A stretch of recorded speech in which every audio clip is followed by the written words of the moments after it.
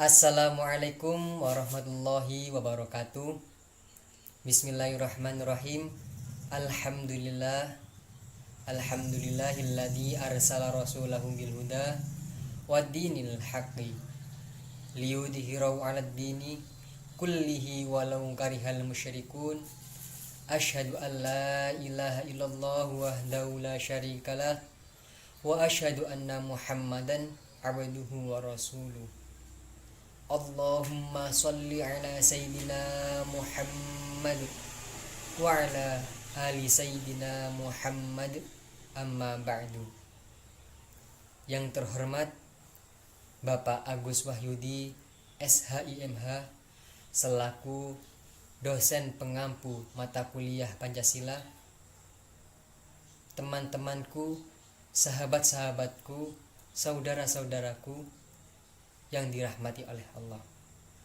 Pertama, marilah kita panjatkan puja dan puji syukur kehadirat Allah Subhanahu wa taala atas limpahan rahmat, taufik, hidayah serta inahnya kepada kita semua, sehingga kita bisa bermuajahah, bermujalasah, berkumpul di sini, mendengarkan materi, belajar bersama dalam keadaan asihah wal afiyah.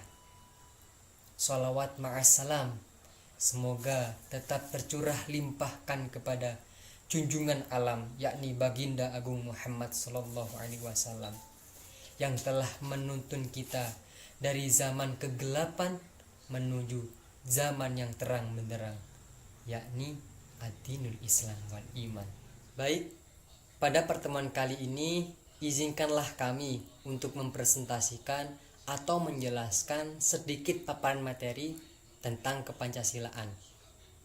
Untuk pertemuan kali ini dan mempersingkat waktu, kami akan menjelaskan mengenai pengertian Pancasila, fungsi Pancasila, dinamika pendidikan Pancasila, dan tantangan pendidikan Pancasila ke depannya. Harapan kami untuk teman-teman yang telah mendengarkan paparan materi ini, semoga bisa bermanfaat dan diambil hikmah-hikmahnya serta dapat diaplikasikan dalam kehidupan sehari-hari. Langsung saja mengenai pengertian Pancasila. Pancasila secara etimologis atau secara bahasa adalah istilah dari bahasa Sanskerta. Kalau dari India, Pancasila berasal dari bahasa kasta Brahmana. Dan adapun dari rakyat biasa, Pancasila berasal dari kata Prasekerta. Menurut Muhammad Yamin, dari bahasa Sanskerta, Pancasila mempunyai dua arti yang leksikal. Arti yang pertama adalah panca, yang berarti 5. Sila dalam huruf vokal I yang pendek mempunyai arti batu sendi, alas atau dasar. Sedangkan Shila dalam huruf vokal I yang panjang mempunyai makna peraturan atau tingkah laku yang baik atau yang penting atau yang senonoh. Kalau dilihat secara historis, pengertian Pancasila mempunyai sejarah yang sangat mengesankan. Karena proses perumusan Pancasila diawali ketika sidang BPUPKI yang pertama. Dr. Rajiman Widyoningrat mengajukan suatu masalah, khususnya yang akan dibahas pada sidang tersebut. Masalah tersebut adalah tentang suatu calon rumusan dasar negara Indonesia yang akan dibentuk. Kemudian tampillah pada sidang tersebut 3 orang pembicara, yaitu Muhammad Yamin, Supomo, dan Soekarno. Kalau dilihat dari pendapat orang lain atau pendapat para pahlawan yang ada di Indonesia, menurut Notonegoro, Pancasila merupakan dasar falsafah dan ideologi negara yang diharapkan menjadi pandangan hidup bangsa Indonesia sebagai pemersatu, lambang persatuan dan kesatuan, serta sebagai pertahanan bangsa dan negara Indonesia. Kalau menurut Insinyur Soekarno, Pancasila adalah isi jiwa bangsa yang turun-temurun, yang sekian abad lamanya terpendam bisu oleh kebudayaan Barat. Dengan demikian, Pancasila tidak saja falsafah negara, tapi lebih luas lagi, yakni falsafah bangsa Indonesia. Lanjut, mengenai fungsi dari pendidikan Pancasila. Kelima butir Pancasila yakni 1. Ketuhanan yang Maha Esa. 2. Kemanusiaan yang adil dan beradab. 3. Persatuan Indonesia. 4. Kerakyatan yang dipimpin oleh hikmah, kebijaksanaan dalam permusyawaratan perwakilan. 5. Keadilan sosial bagi seluruh rakyat Indonesia, yang tercantum dalam alinea keempat dalam Undang-Undang Dasar Negara Republik Indonesia tahun 1945, sebagaimana yang telah diketahui oleh hampir semua warga negara Indonesia bahwa fungsi pokok dari Pancasila adalah sebagai dasar negara. Meskipun sebenarnya masih banyak fungsi-fungsi dasar Pancasila yang lebih penting dan bernilai sakral yang belum diketahui oleh warga Indonesia. Nah, di pertemuan kali ini saya akan merinci satu demi satu apa saja sih fungsi dasar atau fungsi pendidikan Pancasila yang akan diimplementasikan dalam dunia pendidikan dan tentunya untuk masyarakat Indonesia. Nah, masuk ke fungsi-fungsi dasar Pancasila. Oke, kita akan mengupas satu demi satu. Berikut adalah penjelasan mengenai fungsi-fungsi Pancasila. Yang pertama, Pancasila adalah sebagai pedoman hidup. Oke, di sini Pancasila berperan sebagai dasar dari setiap pandangan di Indonesia. Pancasila haruslah menjadi pedoman dalam mengambil keputusan dalam menghadapi suatu masalah. Yang kedua, Pancasila sebagai jiwa bangsa. Pancasila haruslah menjadi jiwa bangsa Indonesia. Pancasila merupakan jiwa bangsa yang harus terwujud dalam setiap lembaga maupun organisasi dan insan yang ada di Indonesia. Yang ketiga adalah Pancasila sebagai kepribadian bangsa. Kepribadian bangsa Indonesia sangatlah penting dan juga sebagai identitas bangsa Indonesia. Oleh karena itu, Pancasila harus diam dalam diri tiap pribadi masing-masing seseorang, agar bisa membuat Pancasila sebagai kepribadian suatu bangsa. Yang keempat, Pancasila sebagai sumber hukum. Pancasila sebagai sumber hukum di Indonesia yaitu yang berlaku hukum-hukum yang ada di Indonesia. Dengan kata lain, Pancasila adalah sebagai dasar.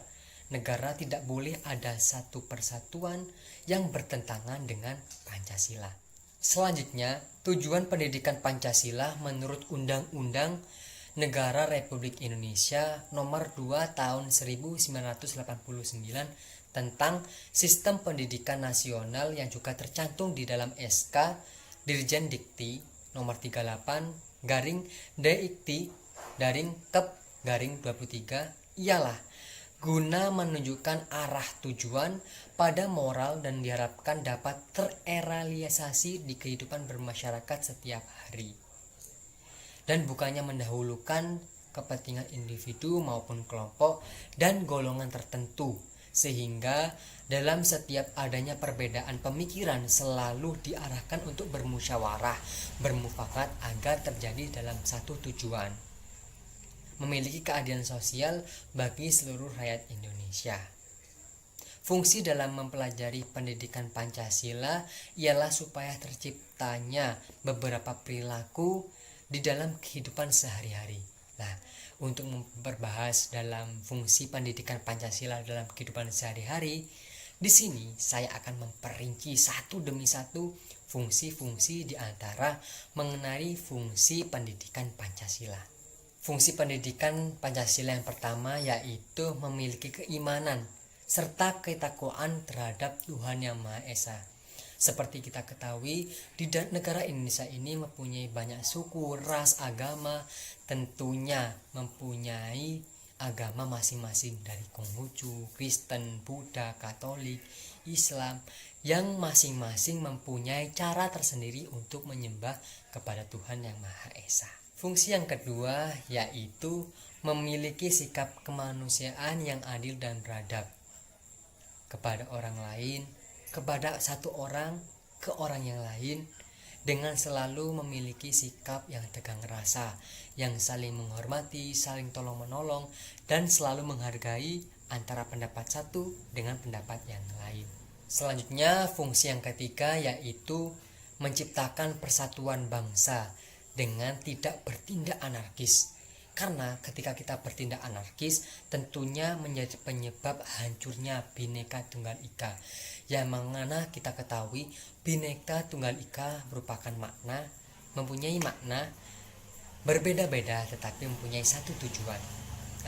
Di tengah masyarakat yang memiliki keberagaman kebudayaan, mulai dari ras, suku, dan agama.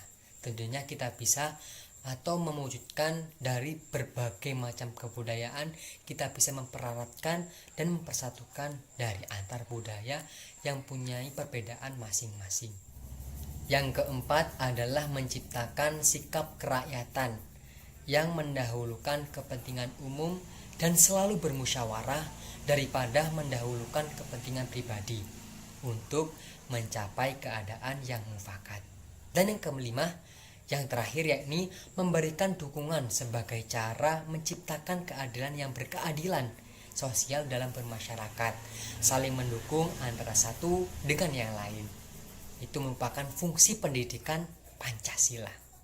Lah, dengan adanya pendidikan Pancasila tentunya menjadi sebuah sarana dalam usaha untuk mengerti, memahami, mengetahui, serta mendalami makna Pancasila sebagai kepribadian bangsa Indonesia, dan juga kalau bisa mengamalkan Pancasila dalam kehidupan sehari-hari dalam bermasyarakat sesuai dengan cita-cita serta tujuan nasional seperti yang tertera dalam Undang-Undang Dasar Negara Republik Indonesia. Untuk poin selanjutnya teman-teman, yakni tentang dinamika pendidikan Pancasila. Seperti kita ketahui, upaya pembudayaan atau pewarisan nilai-nilai Pancasila tersebut telah secara konsisten dilakukan sejak awal kemerdekaan sampai dengan sekarang. Pada masa kemerdekaan, nilai-nilai Pancasila dilakukan dalam bentuk pidato-pidato dalam tokoh kebangsaan, terus dalam rapat-rapat yang disiarkan dalam radio, televisi, surat-surat kabar, dan lain sebagainya. Pada tanggal 1 Juli tahun 1947 diterbitkan sebuah buku yang berisi pidato Bung Karno tentang lahirnya Pancasila. Buku tersebut diterbitkan dengan maksud membentuk manusia Indonesia yang baru, yang patriotik melalui pendidikan. Nah, pada tahun 1961 terbit pula buku yang berjudul Penetapan 7 Bahan-bahan Pokok Indoktrinasi. Buku tersebut ditunjukkan kepada masyarakat umum dan aparatur negara. Lah, dalam membudayakan pendidikan Pancasila, tentunya kepada generasi penerus bangsa, penguat keberadaan mata kuliah Pancasila di perguruan tinggi negeri maupun sekolah, baik itu tingkat SD, SMP, SMA, perguruan tinggi, ditegaskan dalam pasal 35, pasal 2 Undang-Undang Republik Indonesia nomor 12 tahun 2012. Pasal 2 menyebutkan bahwa pendidikan tinggi berdasarkan Undang-Undang Dasar Negara Republik Indonesia tahun 1945, Negara Kesatuan Republik Indonesia dan Bhinneka Tunggal Ika. Dan pada pasal 35 ayat 3 menentukan bahwa kurikulum pendidikan tinggi wajib memuat mata kuliah agama, Pancasila, kewarganegaraan, dan bahasa Indonesia. Baik, Selanjutnya teman-teman, tak terasa sudah sampai di slide terakhir atau penjelasan poin terakhir, yakni tentang tantangan pendidikan Pancasila untuk kedepannya. Menurut saya tantangan Pancasila untuk kedepannya yaitu membentuk suatu format atau bentuk agar mata kuliah pendidikan kepancasilaan atau pendidikan kewarganegaraan itu dapat diselenggarakan di berbagai perguruan tinggi, baik itu swasta maupun negeri. Nah, digunakan secara efektif. Tantangan ini berasal dari perguruan tinggi, misalnya faktor ketersediaan sumber daya. Adapun tantangan yang bersifat eksternal untuk memahami dinamika dan tantangan Pancasila pada era 4.0, yaitu pada era globalisasi atau zaman yang semakin teknologi yang sangat berkembang secara pesat seperti ini. Hal yang paling penting di dalam masa kini atau di dalam era globalisasi seperti ini, 4.0 ini, banyaknya generasi yang kurang memberi perhatian khusus terhadap penilaian-penilaian tentang kepancasilaan, kewarganegaraan, terhadap mata kuliah yang berbasis tentang kepancasilaan tersebut. Dapat dilihat jelas dari berbagai aspek. Jika suatu pendidikan tanpa amalan dan tanpa imbal kasih tentang mata kuliah tersebut akan mudah luntur dibandingkan dengan amalan yang bagus yang di dalamnya mengandung unsur 5 sila kepancasilaan. Tantangan masa yang akan mendatang yakni seharusnya lebih besar dan bervariasi. Banyaknya tabrakan ideologi yang menjadi dasar lemahnya pendidikan Pancasila. Bagi masyarakat Indonesia khususnya, pendidikan Pancasila merupakan suatu pendidikan yang wajib yang diterapkan sejak dini, karena pendidikan tersebut berpengaruh terhadap kepribadian jiwa suatu karakter seseorang di negara Indonesia. Nah, dapat kita simpulkan dari awal penjelasan hingga akhir ini bahwa Pancasila itu terdiri dari 2 arti yang punya makna yang leksikal. Yang pertama adalah panca yang berarti 5, sila dalam huruf vokal I yang pendek yang punya arti batu sendi, alas atau dasar, sila dengan huruf vokal I yang panjang yang punya arti peraturan atau tingkah laku yang penting, yang baik dan yang mempunyai tingkah laku yang senonoh. Nah, kita sebagai bangsa Indonesia yang memiliki ideologi Pancasila harus mempunyai atau memiliki pemahaman yang sangat dalam mempelajari ilmu tentang kepancasilaan.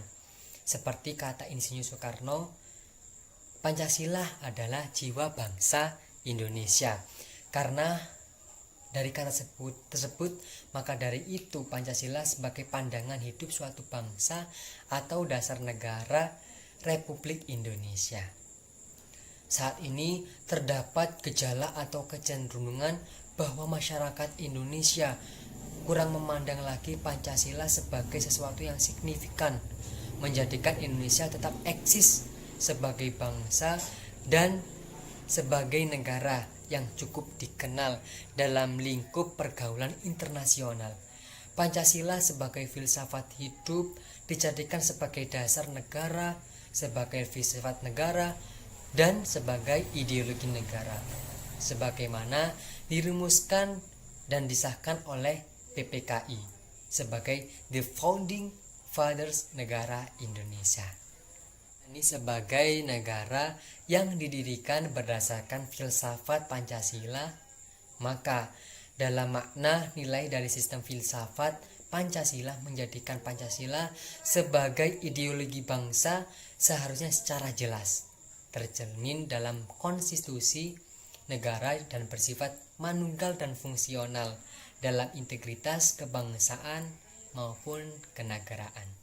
Terakhir kali pesan dari saya, ingatlah sebagai warga Indonesia sudah sepatutnya bertanggung jawab kita bersama untuk mengkaji dan mengembangkan Pancasila dalam berkehidupan dan bermasyarakat, karena Pancasila merupakan dasar negara dan sebagai pedoman hidup dalam tata berlakukan. Demikian presentasi atau penjelasan mengenai pengertian, fungsi, tantangan, dinamika pendidikan Pancasila. Semoga bermanfaat bagi kita semua dan bisa memberikan suatu ilmu atau suatu kajian yang bisa kita ambil hikmah-hikmahnya. Apabila ada perkataan yang salah atau ada kata-kata yang salah dalam ucapan saya dalam suatu menjelaskan, mohon maaf yang sebesar-besarnya, karena kesempurnaan hanyalah milik Allah. Semoga apa yang kita dapatkan pada hari ini bisa kita terapkan dalam kehidupan sehari-hari. Dari saya, dari kelompok kami, saya sendiri, Rian Afia Farah, dan rekan saya Aziz Mustafa, mohon maaf apabila ada kata-kata yang salah, dan atas perhatiannya kami ucapkan banyak-banyak terima kasih. Saya akhiri, wallahul muwafiq ila aqwamit thoriq. Wassalamualaikum warahmatullahi wabarakatuh.